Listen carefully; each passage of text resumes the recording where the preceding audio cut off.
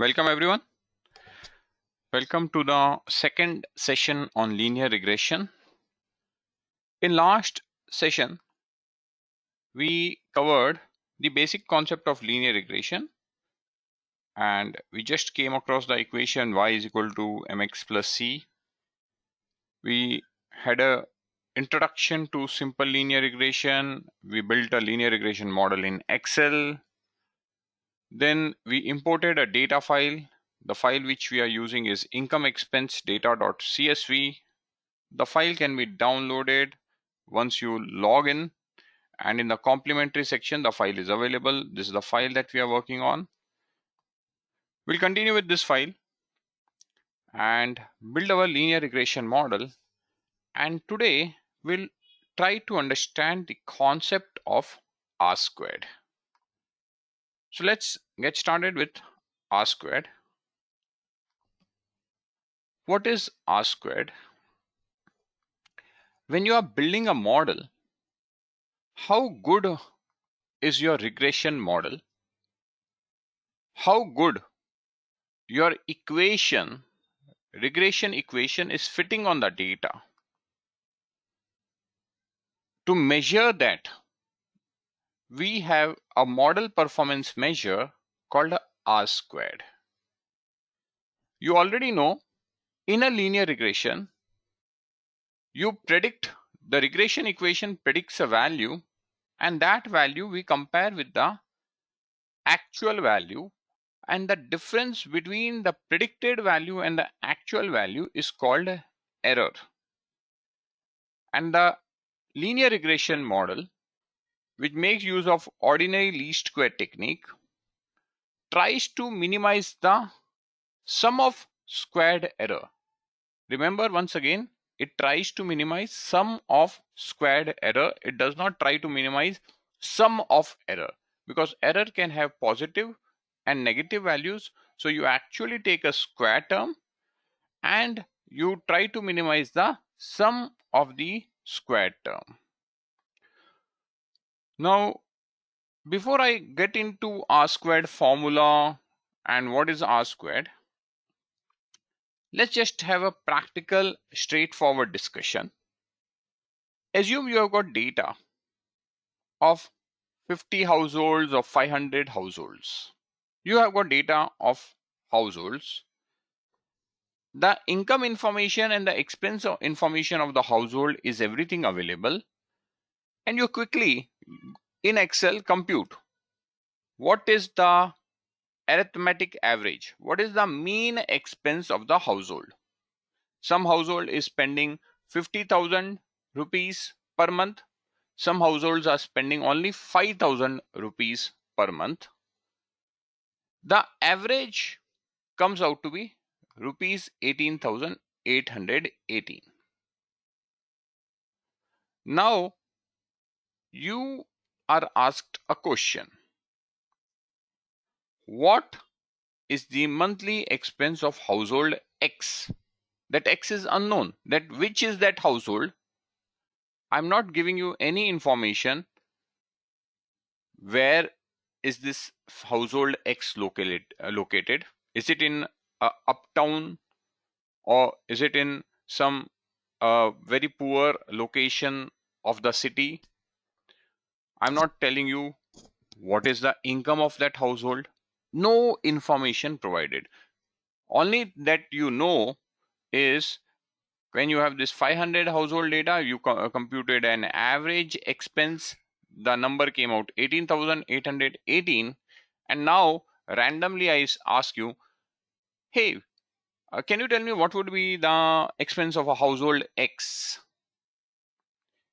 In absence of any data, any information about that household, our best guess estimate is the mean estimate, because that household can be having very high income and very lavishly they might be living, or they might be living in a very shabby condition. We don't know. So in absence of any information, our best guess estimate is always the mean or the median statistics.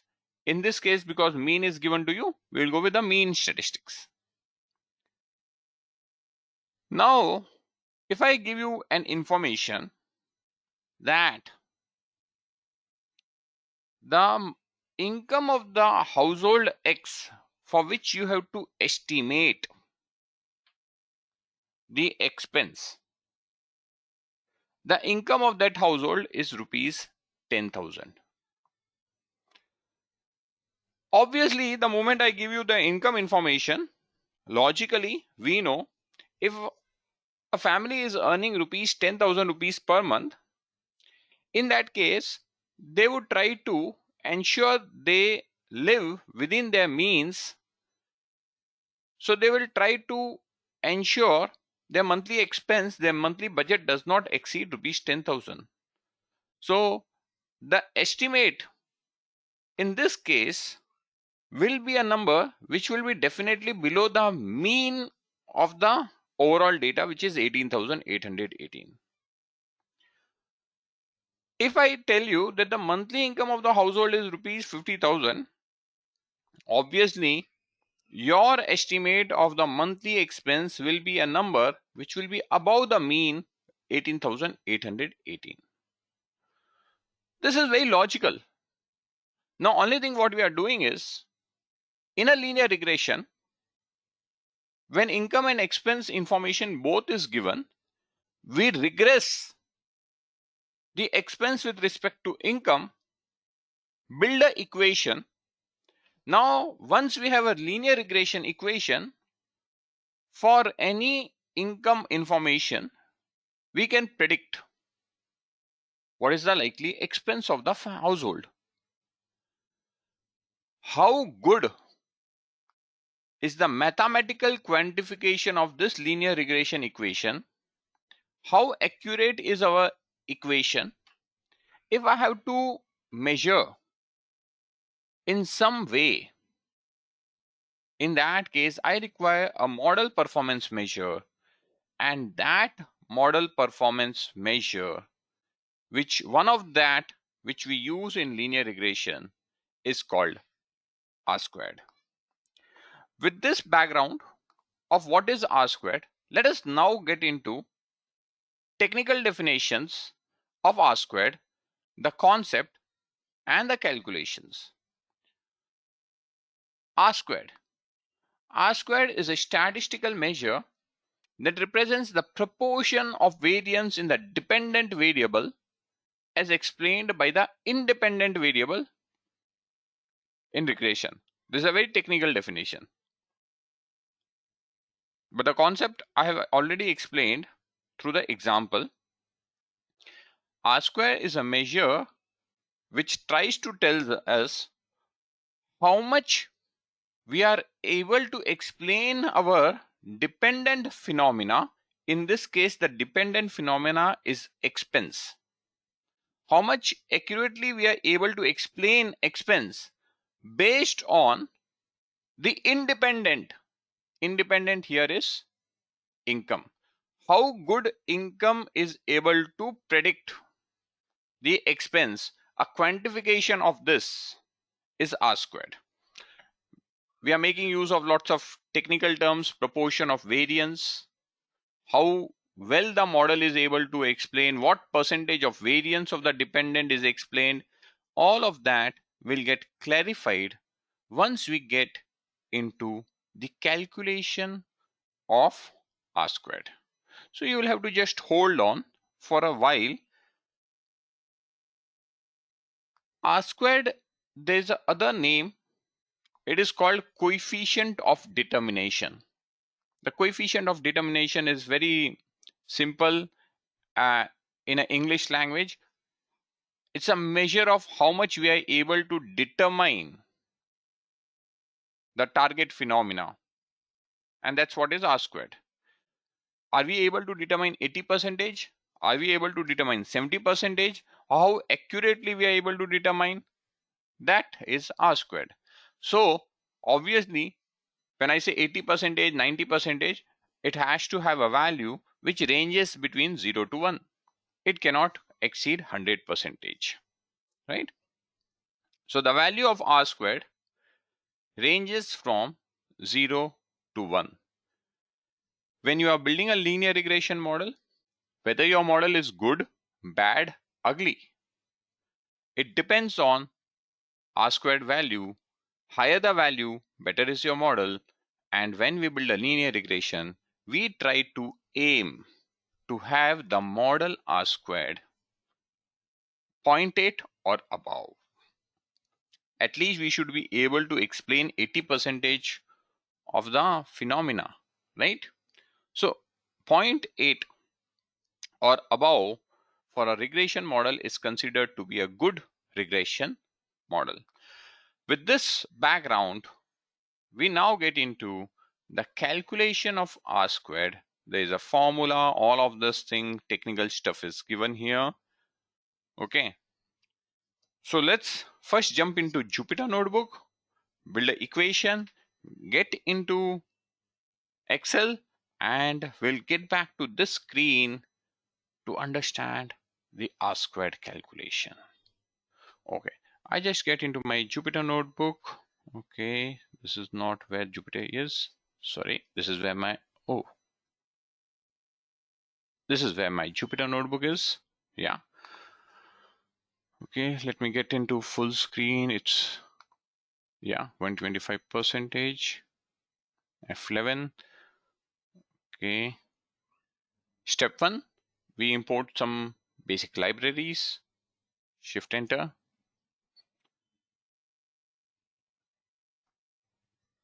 Then I change my working directory.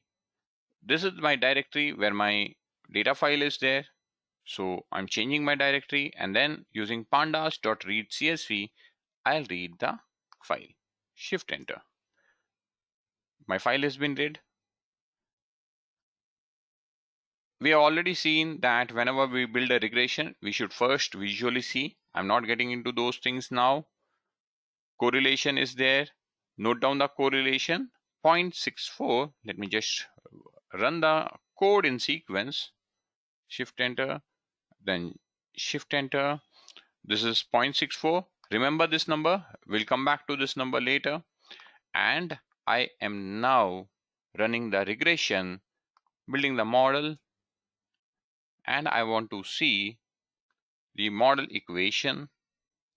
So summary of the model. Now in this model, we require this intercept and we require this beta coefficient. We'll take these two numbers, 6319.1018, copy. Let's get to our Excel. Yeah, here I have opened the income expense data.csv. You can see I already made a copy of it because we are going to work on it. I don't require these C, D, E, F, G columns. The other columns which have data, I require only the first two columns because we are building a simple linear regression. So I just hide them. I don't require them. Okay, somewhere here I'll make a note of intercept. Yeah, the number which we copied, let me just paste it. 619.1018. Let me show it to the 4 decimal places. This is the number we copied. And the beta was 0.3008. Yeah, 0.3008. What it means is the equation is expense is equal to intercept plus, that is intercept is 619. So let me just put 619 rounded off plus 0.3008 times income. This is the equation of monthly household expense with income. If this is the equation, I can compute, that is predict the expense. Given income is available, I can predict that, and the predicted value is always denoted by y cap or y hat. So let me write y hat, and predicted value will be 6319. Let's make it constant, F4 plus 0.3008 multiplied by income. So if I know the income of a household is 5,000, the equation is estimating that this household should have an expense of 7,823. The actual expense is 8,000. The prediction is very close to the actual expense. Yeah. So all of you watching the video, try these steps, reach till here. In case you have missed anything, pause, go back and come till here, because from here on, there will be lots of calculation to compute the R squared. Okay, here in this equation, I should have this as $O $2. So let me just press F4. It's become constant. We can drag and fill, double click, it will fill. So automatically the equation is now applied on each and every row. So if someone is having a income of 6,000 rupees, we are estimating the expense will be 8,123. Let us just quickly calculate. And here, let me also, before that, let's just put convention. This is our independent variable. So I'll just say X. This is my dependent variable. So let me just say Y. Okay. Now I have to calculate what is the average expense of the household. So that is called Y bar equal to, and I can take the Excel formula, average. So average is 18,818. In case I don't know income, if this information is not available, any household, if I have to estimate the expense, in absence of any information, we always rely on the average. So in that case, for any household, we will have to predict the expense of the household as 18,818. This household has 5,000 rupees as income, but this information that the income is 5,000 is not available. I end up estimating expenses 18,818. This household has got 24,000 as income.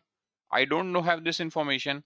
I end up estimating 18,818. This household has got 60,000 as income. I don't know this information. I end up predicting 18,818. So in absence of information, we always rely on the mean.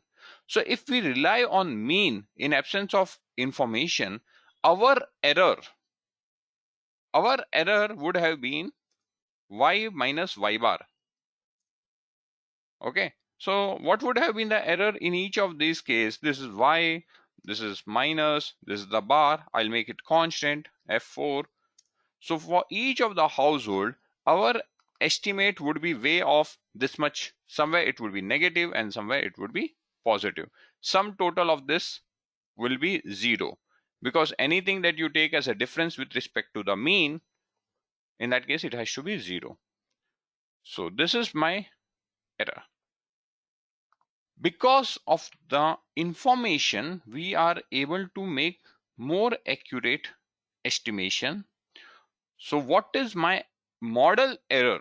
The error which my model is leaving behind is y is actual value minus y hat. So what is the error? This is 8,000 minus 7,823, because that is the value predicted for the first household having income 5,000 using the information which is income. So my error is 176. You can see this is way off, 10,818, way off, and this is very close. The error is only a small fraction, 176 rupees. And we can just double click, autofill all of this.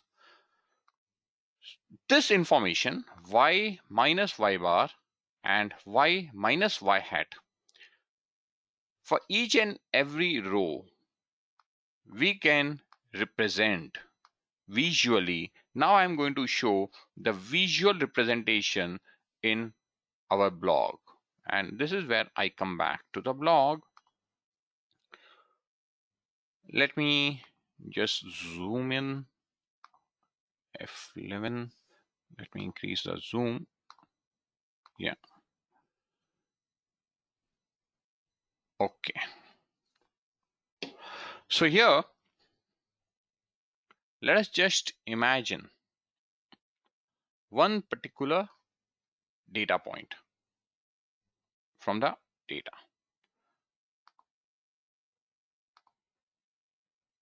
So we are taking a particular record having income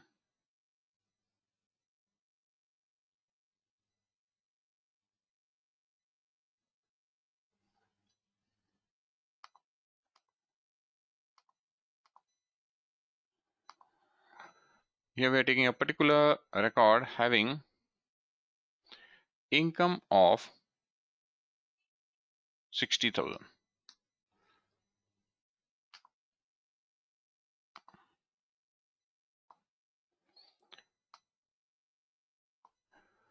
Now for this income, let's consider this particular household. There is one household which is at bottom here, but I'm not considering this one. I'm considering the top one.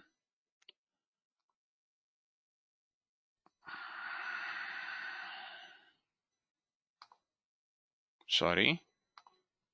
Yeah, let's start once again. This one, and we are considering this particular household.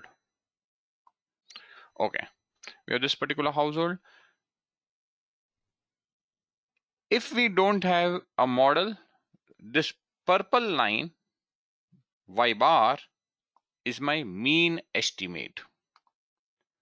So my error is y minus y bar. And here what I've done is I'm showing it in a squared terms. Okay, but y minus y bar is the error without model. Because of the model, this y cap, y hat, which is the regression line of best fit, is giving us an estimate that the expense of this household should be somewhere here, where I put a dot. Because of my estimate y cap, the error which is left behind is y minus y cap or y minus y hat. This is the error which is still left.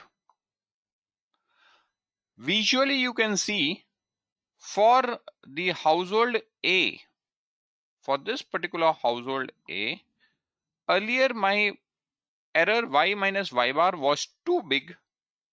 Now because of the model, the error which is in yellow color is less. How much error we have reduced?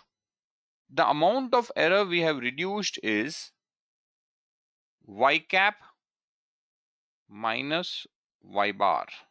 This is the error which we have reduced. Just try to sink in this information. I'll erase all of these color lines. When we build a model, the error y minus y bar is the error which is, if we compare the data with respect to the mean. When we build a regression, we predict, and because of a prediction, we are more accurate in our prediction. As such, the error reduces.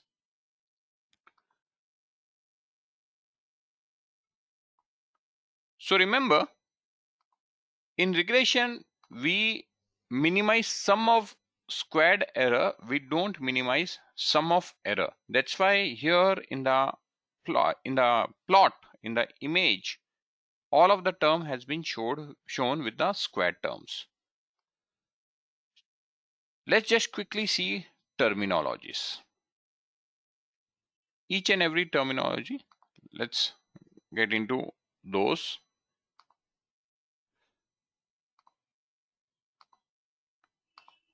Actual value, which is our dependent value variable, in this case expense, we denote it by y.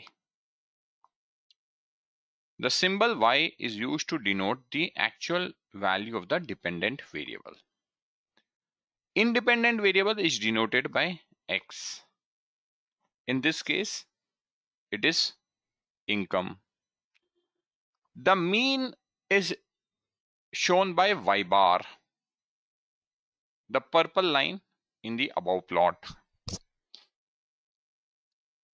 Y cap or y hat, it is the estimated value based on the model, that is represented by line of best fit, shown red color in the plot.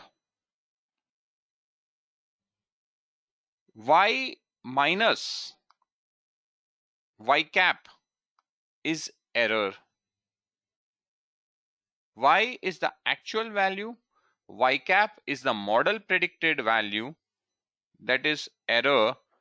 Error is the difference between actual and predicted. Error is also called as residual. Y minus y cap the whole square is called squared error.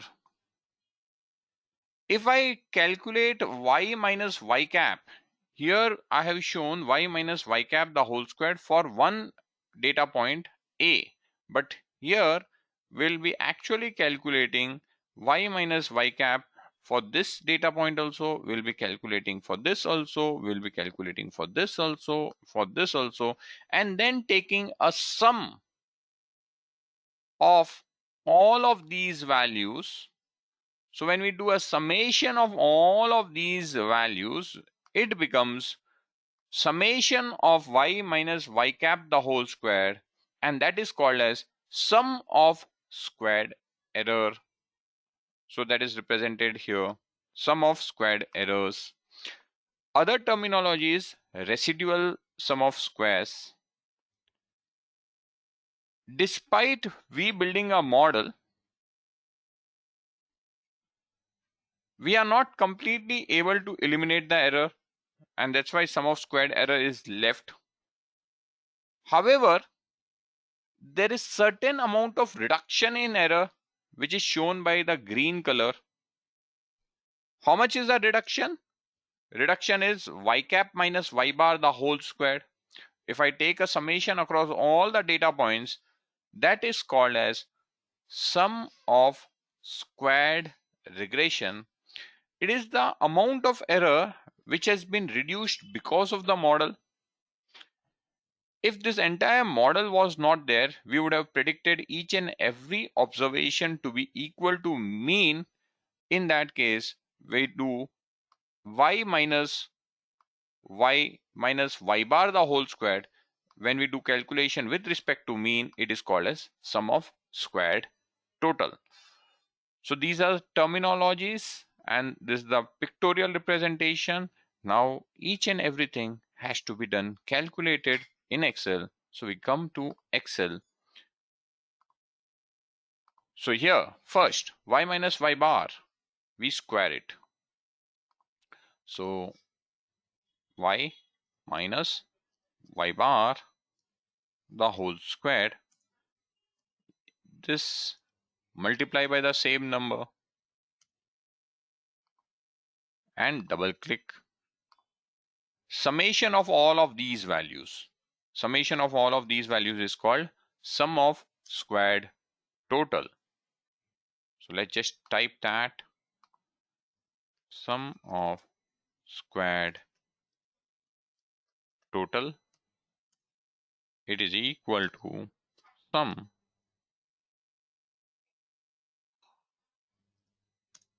this is the value.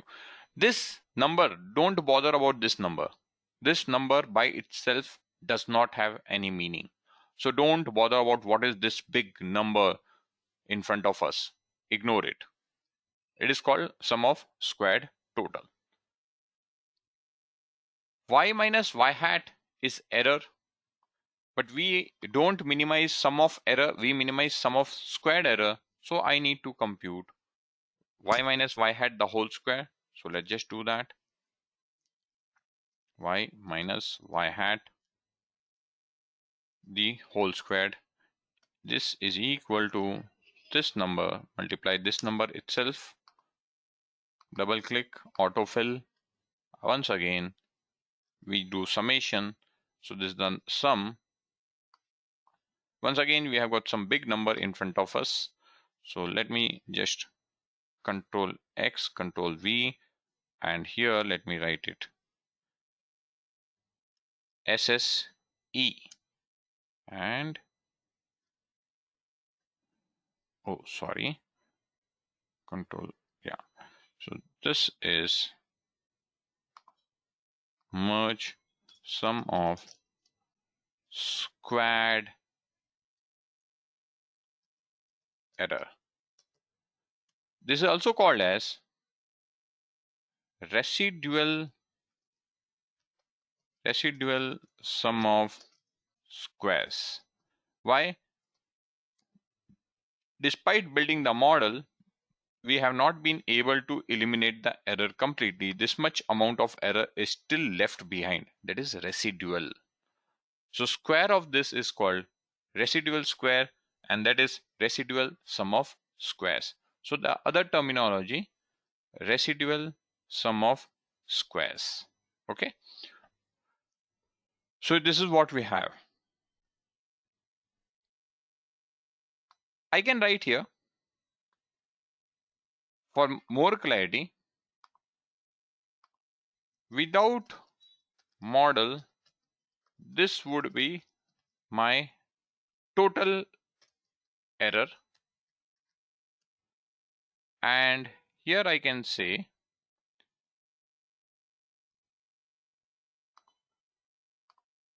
because of model, this is my reduced error or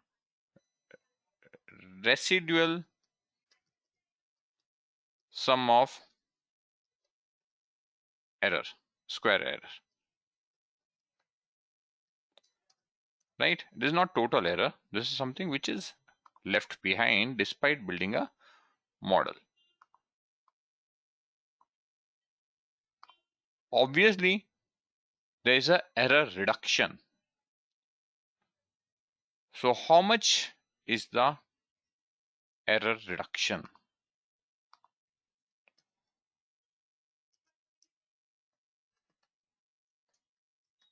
I'm using the term error reduction. How much is the error reduction? When we say error reduction, it means how much is the squared error reduction. But in a normal English, while talking, we'll always say how much is the error reduction, like this. But it is squared error reduction. Okay. So the error reduction is this minus this. This much is my error reduction. So how much percentage I have reduced? Express in percentage form. If I express it in percentage form, this number divided by this number, it is 0.421. Okay. And this is my R squared. This 0.421 is my R squared. If we go to our linear regression and just compare R squared, 0.421 is the number.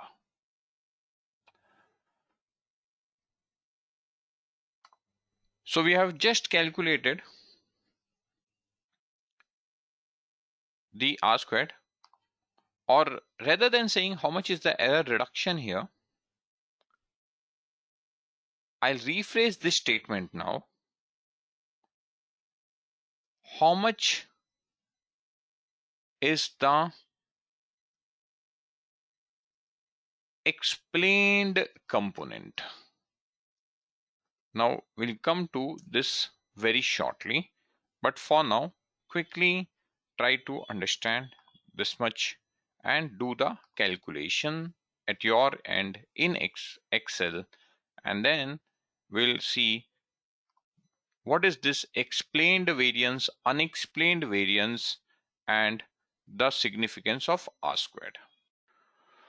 Okay, I hope all of you have been able to complete till this point. We in the Excel, sorry. All of you have been able to reach till here. Now I come back to my blog. Yeah. Now let us just remember the variance formula. What is variance formula? Variance formula is y minus y bar the whole squared divided by n, the whole squared. Yeah. This is a formula for variance. When I do the sum of squared total and simply divide it by n, actually it becomes variance. And if I just don't divide by n, we call it sum of squared total. So here I can say this purple bar which I have, which is sum of squared total, I can call it total variance. This is what I can call. This is total variance. Okay. Because of my regression equation, this green part is the amount of error which I am able to reduce. And when I take this green component across all the data point and I do sum of squared, basically that is, this here R is regression. SSR, sum of squared regression. Because of the regression, I am able to explain certain component of the total variance. So we call this explained variance. EXP, explained variance. And despite building my regression, the yellow part is the error which was left. And when I take this square of error across all data points, when I take the error, sum of squared error across all data points, I can call that as unexplained variance.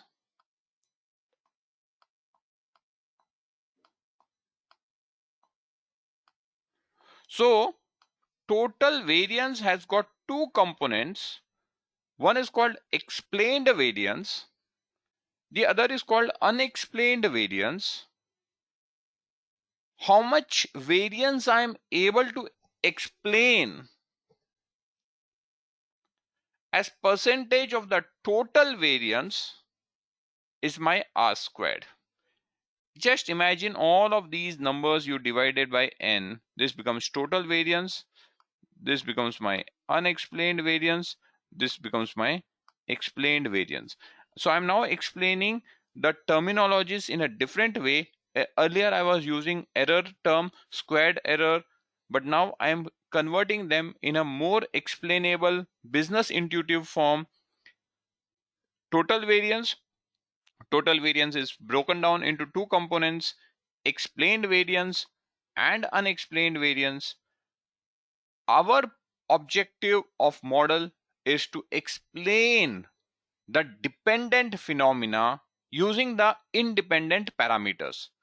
More you are able to explain the dependent phenomena using independent, better is the model, right? And what percentage of the total variance you are able to explain is called R squared. So coming back to the Excel, I can now start writing here. If this is the number, I'll just remove all of these things now so that you don't get confused.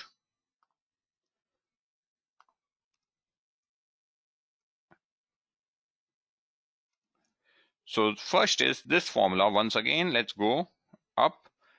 Y minus y bar the whole square. The moment I divide it by n, it would become a formula of variance. So here, this is my summation. If I divide this summation by 50, which is number of observations, this would become my total variance.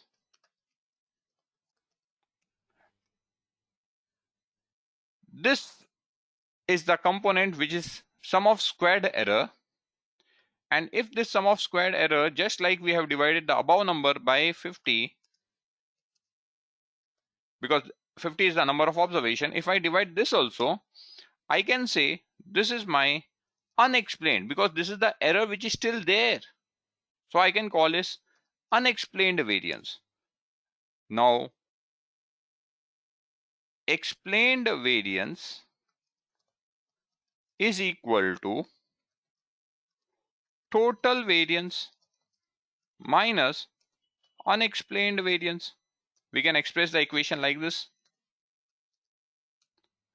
So I can do this as a difference of this minus this. And if this is how I do it, I can take a percentage of this with respect to this, and it will be explained component of the total variance. So in a business way, if I have to explain the relation between income and expense,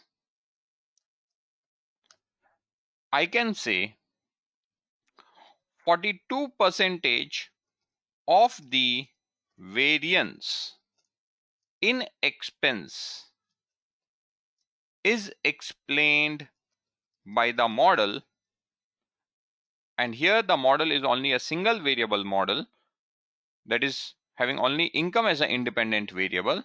So I can say has been explained by the income. What does this mean? See, when we have a dependent variable, we are trying to predict why some household are spending more, why some household are spending less. When we are trying to predict that, we are trying to find factors by which I can give reasons why someone is spending more and why someone is spending less. And one of the factor is income. So when I take into consideration the income, I am able to increase my accuracy of prediction. However, my accuracy of prediction is not completely 100%. I am only able to explain 42%. There is a 58% still unexplained. That 58% can be because of many reasons. For example, there is a household, coming back to this image, there is a household which is at 60,000 income level.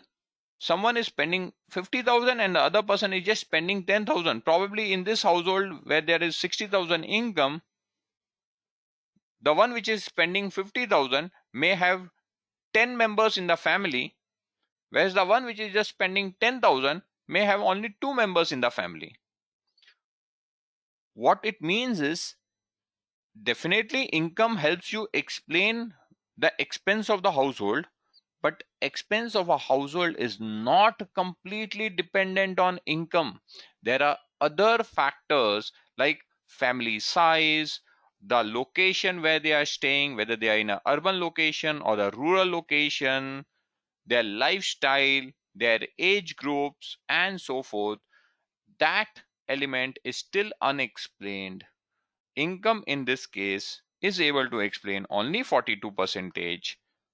58 is unexplained, which means there are more parameters. If we can bring them into our model, I can better explain why someone is spending higher and why someone is spending lower. So this is the concept of R squared, in sum and substance, R square measures how good is your model. R square tells you what percentage of the total variance is explained. As you can see in the formula, R squared is explained variance divided by total variance, and interpretation of R squared in our case is 42.1 percentage of the variance in the dependent phenomena, that is expense in our case, is explained by the independent variable, that is income. How to compute R squared in R using the calculation, or how to calculate R squared in Python? I can use all of these steps and calculate. So let me just show now the calculation. I am sure by now you would realize that calculating all of this is less important than understanding the concept. So here, R squared calculation in Python, just for knowledge sake, I'm capturing the monthly expense as a y variable. I'm capturing the monthly income as a x variable. Y bar I'm computing. I am using linear model, the model which we created. Using a predict function for each observation of x, I'm predicting the y. I capture it as y hat. Sum of squared total, sum of squared error, sum of squared regression. R squared is equal to sum of squared regression divided by total. Control enter, and I get the value 0.421. So I can do R squared. With this, we have understood the very important concept of R squared. And because our model is only able to explain 42%, it is very much clear we need to bring in more factors in our model. As I bring more factors, what I am doing is I am getting into a multiple linear regression. What we built so far was a simple linear regression. In a simple linear regression, we have only one independent variable. When we have more than one independent variable, we call it multiple linear regression. So quickly we'll get into multiple linear regression. In the meantime, just try calculating the R squared in Python also. This will help you develop your Python skills, programming skills. Okay, with this we complete the simple linear regression and the R squared concept. We now get into the next concept, multiple linear regression, and with multiple linear regression we'll see adjusted R squared, multicollinearity, and more. This also reminds me, I had in between said that kindly note down a very important number, which is 0.64. I have not touched upon this. What is this 0.64? This 0.64 is correlation. Correlation is represented by Greek symbol rho, which is in English, when we pronounce it as rho, and it's in Greek. I cannot write the symbol because we cannot keep writing that symbol easily. We typically represent correlation by symbol R. Okay, correlation is represented by symbol R. Income, expense, correlation is 0.64. Okay, let's come back once into our Excel, and this is my data which is available here also in Excel. This is X and Y, these two columns. Let's just quickly run core function, corral array 1. Array 1 is my income, and then array 2 is my expense. Definitely the correlation will come same that we saw earlier, and we use the term R. Okay, if we use the term R, what will be square of this R? Square of this R, that's 2. 0.421.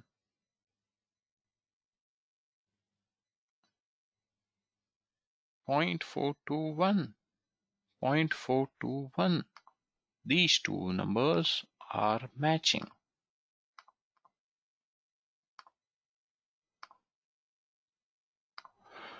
So basically, R squared is total variance, which is explained component of the total variance, and that if you do a square root, if I do a square root of this in a simple linear regression, if I do square root of R squared term, it gives me correlation between the independent and the dependent variable. Okay, I've completed this part also. Now I can move on to my next blog, which is multiple linear regression and adjusted R squared. Okay, now why do we require multiple linear regression? The reason why we require a multiple linear regression is we already saw with a simple linear regression, we were only able to explain 42% of the variance in expense. 58% of variance in expense is still unexplained. The reason why different families have got different expense level is despite having same income, probably different families have different expense despite having same income. Can be their family size is big or small. They may be staying in an urban location versus a rural location. They may have a much more flamboyant lifestyle versus they may be having a conservative lifestyle. If all of these factors can again be captured in an equation, which means I have to go from one variable to more than one variable. I go from a simple linear regression to a multiple linear regression, and that's the need of multiple linear regression, where we have more explanatory variable, we have more than one explanatory variable in our model, and it will help us improve the model performance. Okay, with that, let's quickly jump into multiple linear regression. We have to do importing, and once again let's quickly go through what data is available. We have used income and expense so far. Expense is my dependent variable. We used income as an independent variable. These are additional parameters available. How many family members are there in the household, whether the family is staying in an EMI or rented apartment, what is the annual income, what is the qualification of the highest qualified member in the family, how many earning members are there in the family. These are additional information. Can we use this additional information to build a better model is what we have to see. Hypothesis: whenever you build a regression, any modeling, you should start with hypothesis. Definitely my first hypothesis was expense is dependent on income. Null hypothesis: expense is not dependent on income.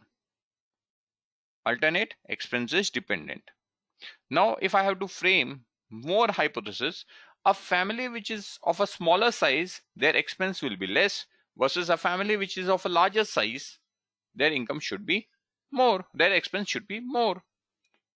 So number of family members has an impact on expense.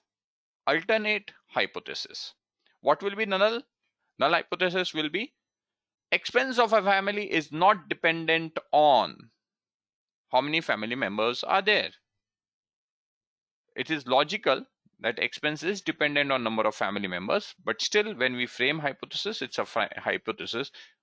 It is a general wisdom. So with a general wisdom, don't say that hypothesis does not have any meaning, but that's the concepts. Again, touching upon the hypothesis concept in linear regression. In linear regression, the hypothesis concept is null hypothesis is dependent variable is not having any impact, is not influenced anyway by independent variables, which means the beta coefficient of all independent variable is 0. Alternate hypothesis is there is at least one independent variable where beta coefficient is not 0. So you start with hypothesis framing. Many hypotheses may be very obvious. Second element, you always see the visuals between independent and the dependent variable. When we built simple linear regression, we made a scatter plot. Now here there are many variables. When there are many variables in one go, we can make the plot in Python using a pair plot function. So rather than writing for each variable, I can make a pair plot, and in a one syntax, I can have the graph. Now it is very important that you relate the plots. You should, whenever you're making a plot, don't take it as an exercise of running code. Executing code is not the objective. When we are executing the code, the objective is to interpret the output. Now, how do you read the pair plot? The way to read the pair plots is, here you have variable. So here my expense variable is there. So in all of these four graphs, this axis y is represented by expense variable. Okay, because the variable name is given here like this. So in all of these four charts, the y-axis is the expense. What is the x-axis in all of these charts? The x-axis on all of these charts is, labels of that is given below. Let me just slightly scroll. Yeah. The labels here, what is the x-axis? The label of that variable is shown here. Here it is expense. Now because expense versus expense, there is no point having a scatter plot. So it is giving you a distribution. The next one is income. So here my x is income. So this plot is a plot between income, which I represent as I, and expense. Here it is expense, the next plot. And what is the variable? It is family members. So here it is family size. I represent by fly. First thing is understanding the XY axis. Once you have understood the XY axis, you have to focus on each chart. Let me focus here. When I focus on this chart, I can see that as my number of family members are increasing, the dots are going on the upper side, which is expenses increasing. So visually, my hypothesis is proven. A bigger family size will have more expense.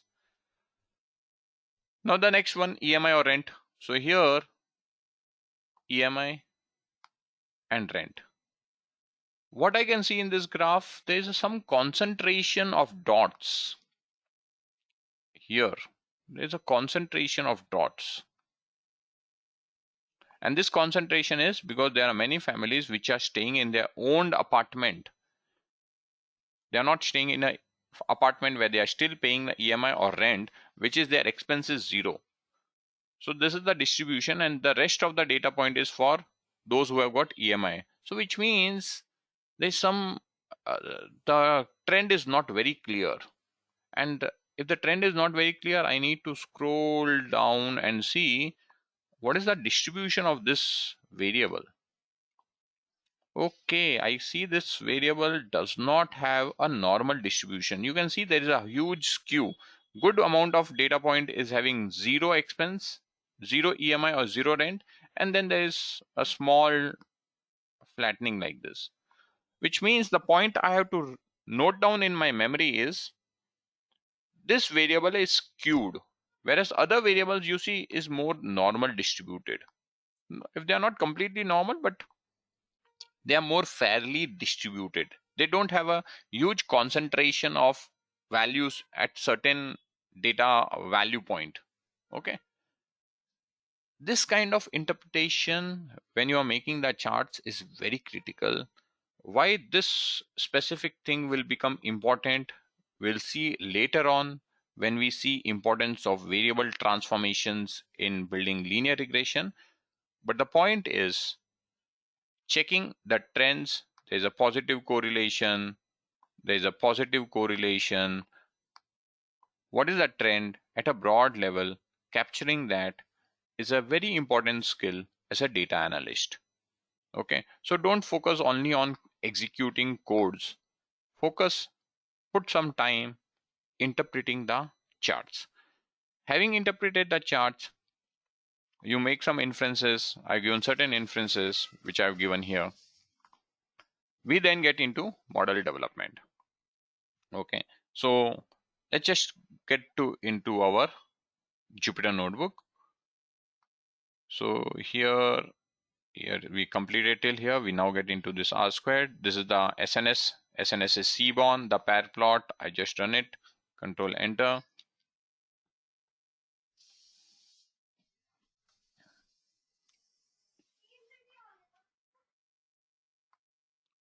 So the plot is ready. I already explained it. In that plot there were only 4 variables. Here I have taken all the variables. I've taken earning members and EMI, annual income. So I've taken some 6 variables. So all of that has been taken here. Okay. You can also check correlations, or you can create a heat map. Okay.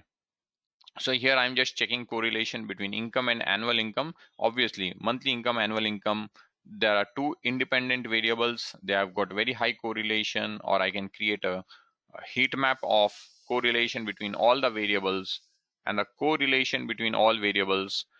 The more the density of red or the more the density of blue, more density of red, higher positive correlation, more the density of blue, higher negative correlation. So here I can see very dark red, 0.97. The 0.97 is a high correlation between monthly household income and annual household income, which is obvious, but these are important things that we'll have to see. We'll cover that later. So now we get into multiple linear regression. So first thing is we do some basic visualizations and basic correlation between our independent dependent variables. Between independent variables also we need to check all of that. And one of the important thing is there are 2 variables which have got very high correlation, that is monthly income and annual income. How will it impact our model? We'll see later on. Okay, coming to multiple linear regression. How do we write multiple linear? This is my dependent variable, tilde. Just write independent variable plus the next independent variable plus independent variable. You keep writing like this. So this is the way we give the formula in this function, OLS function, which we are using for building our linear regression.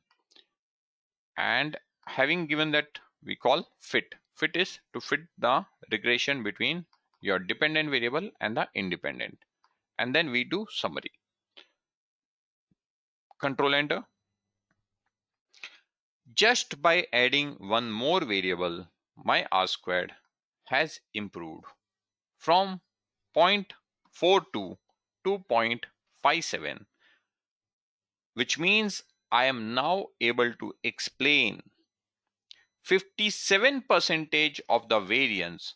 Why different families have got different expense level, I am able to explain using income and their family size to an extent of 57%. Can I further increase this? Probably yes. If I add EMI, what is the EMI being paid by them? Whether if there's someone is staying on a rented apartment, definitely because of the rent, expense has to increase.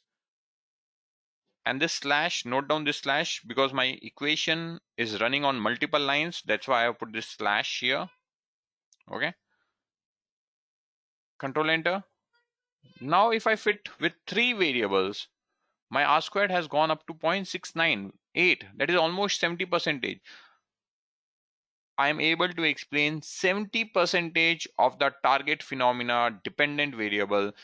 70% of the variance in expense is explained by the model which has income, family members, EMI as our variable. Can I increase this further? Probably yes. I've got more variables. By adding more variables, probably I can improve this. Okay. For now, my R squared is 0.698. Now, let us also focus. What is this another statistics? Adjusted R squared given just below it. There's something R squared.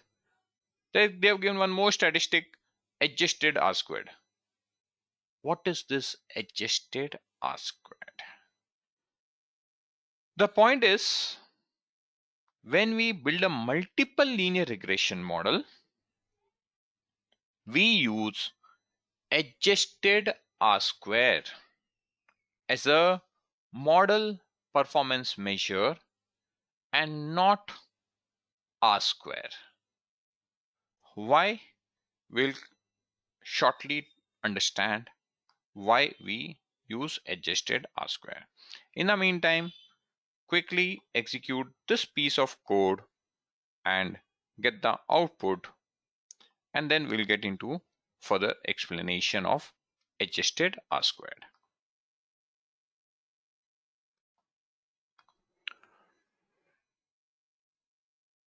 So far we have built our multiple linear regression, and I hope all of you have executed these codes. I'll just scroll up once so that you can, in case you want to run step by step. This is a plot. I pause here. This is correlation, heat map, and then this part of the code, I'm adding only one variable. By adding only one variable, we see there is an increase in R square. By adding one more variable, we see there is a further increase in R square. From 0.42 R squared, we have reached 0.698, that is almost 70%. And we have adjusted R square. What is this adjusted R squared? Why adjusted R square is seen? We'll see all of these in our upcoming session. Till then, I take your leave. Thank you. Bye bye. We'll focus on adjusted R square in the next session. Thank you.